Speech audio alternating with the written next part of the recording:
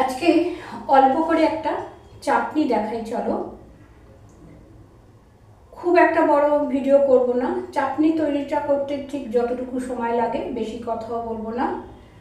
টমেটোর চাটনি খুব তাড়াতাড়ি করে দেখিয়ে দিই, চলো। কড়াটা বসিয়ে দিয়েছি আর টমেটোটা আমার আগে আমি প্রেসার কুকারে ভাপিয়ে রেখেছি, তো সেই জন্যই আজকে রান্নাটা খুব তাড়াতাড়ি হয়ে যাবে।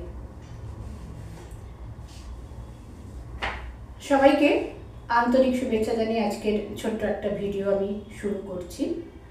আমার কাছের বন্ধু, দূরের বন্ধু, প্রত্যেককেই জানাই আমার আন্তরিক শুভেচ্ছা। আশা করি সবাই ভালো আছো, সুস্থ আছো।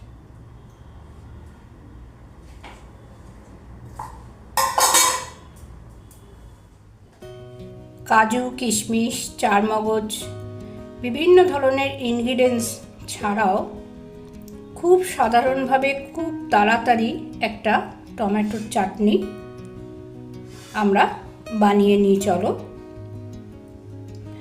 আমার তো বানানো হয়ে গেছে, দেখতে পাচ্ছ। তোমাদের দেখাই এটা কিভাবে বানালাম। প্রতিদিনকার খাবারের শেষে, লাঞ্চের শেষে বা ডিনারে এরকম একটা টক মিষ্টি, খুব একটা বেশি টক নয় কিন্তু একটু মিষ্টি মিষ্টি টমেটোর চাটনি খুব তাড়াতাড়ি চটজলদি কিভাবে বানিয়ে নেওয়া যায় সেটাই তোমাদের দেখাই, চলো। দিয়ে দিলাম একটু রিফাইন্ড অয়েল, একটা শুকনো লঙ্কার অর্ধেকটা দিলাম, কারণ খুব একটা বেশি ঝাল খাওয়া যায় না।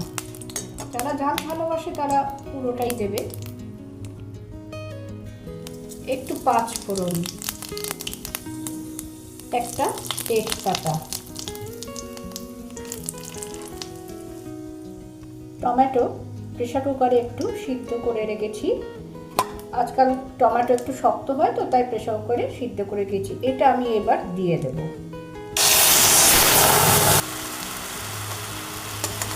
লঙ্কাটা আমি তুলে দিলাম।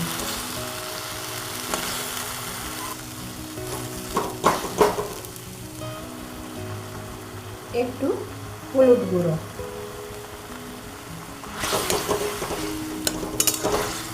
দিয়ে টমেটোগুলো একটু ভেঙে ভেঙে দিচ্ছি।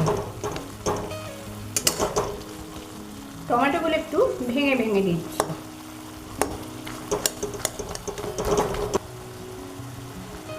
টমেটোগুলো ভাঙার পরে দেখো এরকম হয়েছে। এবার আমি বেশ খানিকটা চিনি দিয়ে দেব।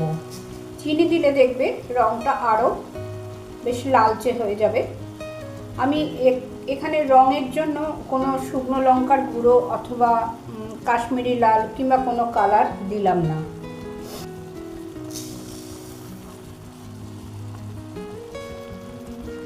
দেখো বেশ খানিকটা চিনি দিয়েছি। আমার টমেটো ছিল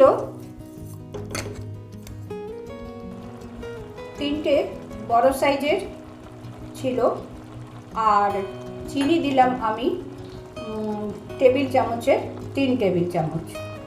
চিনিটা আমি একটু বেশি দিয়েছি, এটা একটু মিষ্টি মিষ্টি টক টক হবে। এবার দিয়ে দিচ্ছি এটা পাতিলেবুর রস আর আদা কুচি। পাতিলেবুর রসের বদলে ভিনিগারও তোমরা দিতে পারো। পাতিলেবুর রসটা দিলে খুব সুন্দর একটা গন্ধ আসে। লঙ্কাটা এবার দিয়ে দিলাম। সেই যে লঙ্কাটা তুলে দিয়েছিলাম, মধ্যিখানে একবারও দিইনি। বেশি ঝাল হয়ে গেলে অনেকের খেতে অসুবিধা হতে পারে। লঙ্কাটা এবার দিয়ে দিলাম।